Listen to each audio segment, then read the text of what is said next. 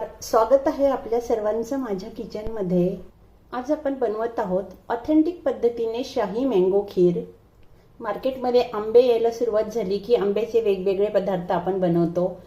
ही खीर जर तुम्ही कधी बनवून नसेल बघितली तर नक्की ट्राय करून बघा। खूप अप्रतिम ही खीर बनते।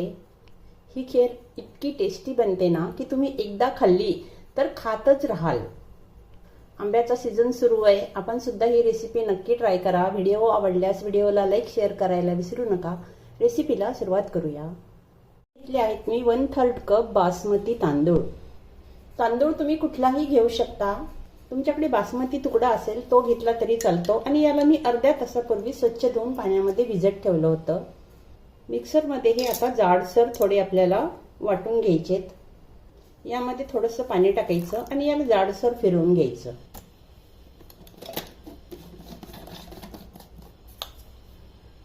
खूप बारीक पेस्ट नका करू, थोडे जाडसरच ठेवा। हे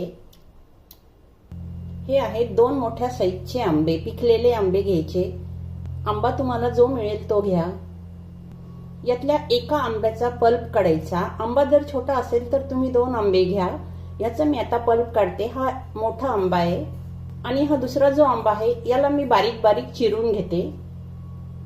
आंबा मोठा असल्यामुळे एका आंब्याचा पल्प 1 वाटी भरून निघाला, मोठी वाटी। हा पल्प आता थोड्या वेळासाठी फ्रीज मध्ये ठेवते। आणि दुसऱ्या आंब्याचे मी असे छोटे छोटे पीसेस करून घेतले। हे दोनही आता फ्रीज मध्ये ठेवायचं थोड्या वेळासाठी। कढईमध्ये घेतलं आहे मी 1 लिटर फुल फॅट क्रीम दूध। फुल फॅट क्रीमच दूध घ्यायचं कारण ते घट्ट असतं, त्याच्यामुळे खीर छान होईल। दूध हाय फ्लेमवर गरम करून घ्यायचं।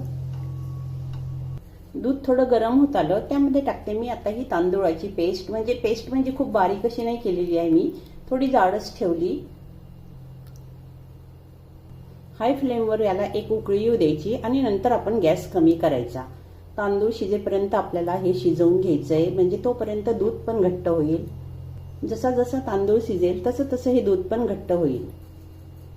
याला कंटिन्यू तुम्ही हलवत राहायचं। तुम्हाला जर तांदूळ वापरायचे नसेल तर तुम्ही इथे कस्टर्ड पावडर सुद्धा वापरू शकता, त्यांनी सुद्धा खीर खूप छान होते। दूध आता उकळायला लागलं, मी आता थोडा गॅस कमी करते आणि छान घट्ट होऊ देते। खीर आता छान उकळतीये। यामध्ये टाकते मी अर्धी वाटीला थोडी कमी साखर। साखर तुम्ही तुमच्या आवडीनुसार कमी जास्त टाकू शकता। जास्त गोड आवडत असेल तर तुम्ही साखर जास्त वापरा। साखर टाकल्यानंतर थोडी खीर अजून पातळ होईल।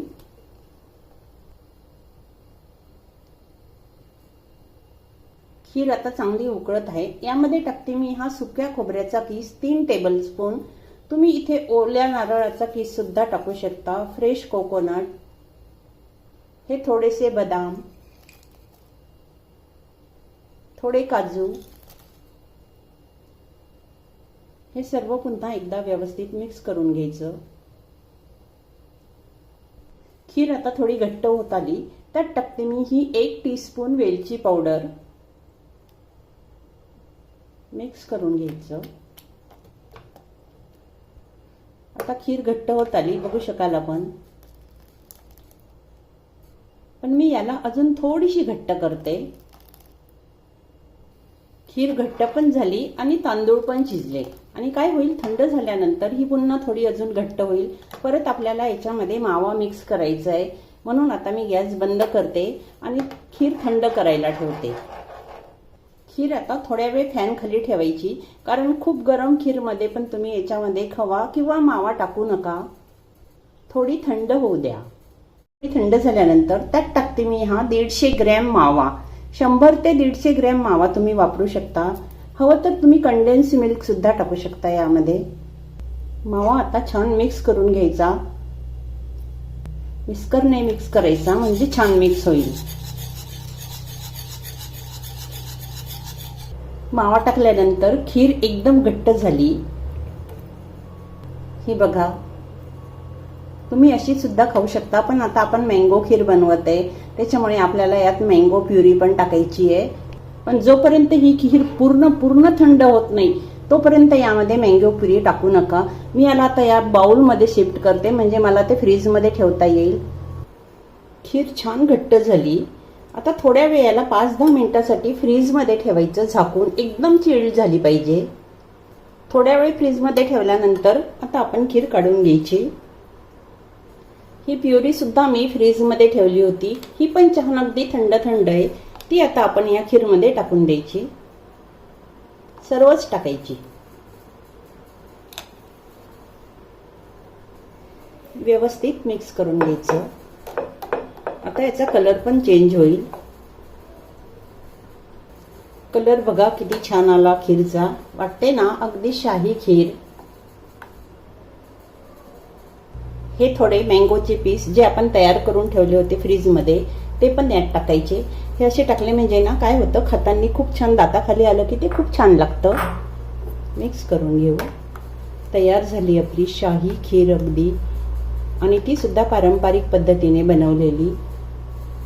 आणि ही खीर थंड थंड सर्व करा. ही थंड थंडच खूप छान लागते. मी आपल्याला दाखवते ही किती मलईदार आणि क्रीमी क्रीमी आपली खीर तयार झाली. खीर मी या बाउलमध्ये सर्व करते. थोडे मँगोचे पीस टाका गार्निश करताना आणि थोडेसे बदामाचे काप. थोडा पिस्ता, माझ्याकडे थोडं चांदी वर्क होतं मी ते पण टाकलं. ऑप्शनल आहे, टाकावंच असं काही नाहीये.